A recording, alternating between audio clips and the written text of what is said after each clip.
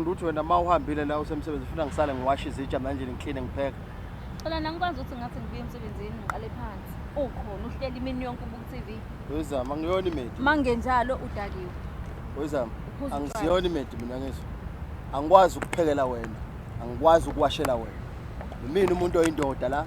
Yimini umuntu owenza izinto la ekhaya. Ukuthi wezama ngisasebenza. Shuthi ixolane fanele ngibuye emsebenzini nangikhathele. Angihlangana lokho. Ngiqale phansi. Angihlangana lokho mina. Yabona ukuthi lalela wezama. Lalela ngitshela. Into eyi-1. Ukuthi angisebenza kusho ukuthi mina ngenza isicathalala sakhe ngezwe. Akubona ukuthi ngikwenza isicathalala but ukuthi sibambisane njengabantu abathandana. Angithi uyangithanda. Angithi mina nawe siyathandana.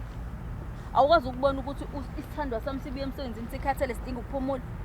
Okay, so wena Zama uthi ubuye emsebenzini ufike endlini upheke, uqale phansi upheke, ukline kuze kube late. Kodwa kunomuntu okade ehleli usuku lonke engenzi lokho.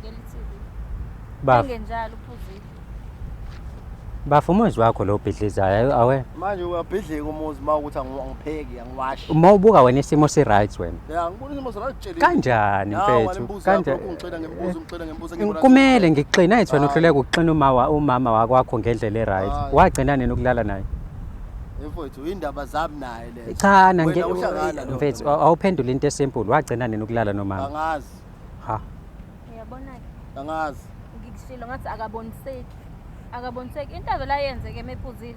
Uvela afika abe imfumba phezulu kwami. Uyazi wezama mhlawumbe into ofanele uyazi ukuthi ukuphuma kwami ekhaya ngihambe ngiyohlala namajita ngiphuze ngingaboni. Mhlawumbe ngisuke release sonke lestress nje lesi ongenzela sona. Wena unetayela zakho wena. Ubamba amafoni, ukhuluma nabangani bakho, wehle uyenyuka, angaze ngikhulumisa ngezilutho. Ngisuke ngifuna ukushawa umoya, ngisuke ngifuna ukushawa umoya kuningi. Umsebenzi ngala, ikhaya ngala, imoto ekhokhelwe yimina, uwena wondliwe yimina, uyaphuza ayikho into yenzayo. Fanele ngenze njani?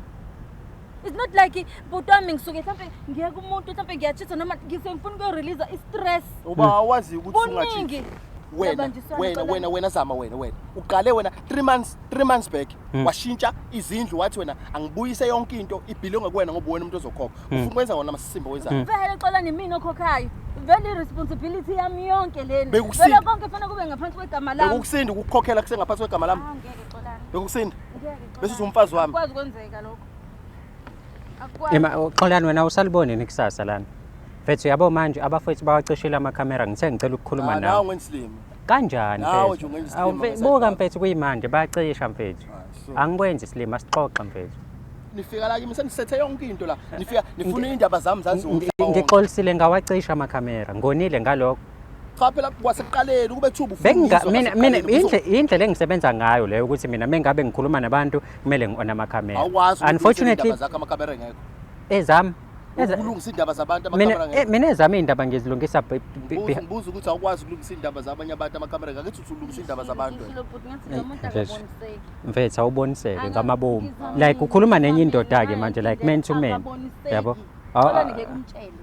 Mfethu asizwa yenyazazi ukuthi umphezuma gogo ngeke uzumenze vele ngeke ukuthi ungitshele ukuthi angiwashi izitsha mina angisiyena umfazi mina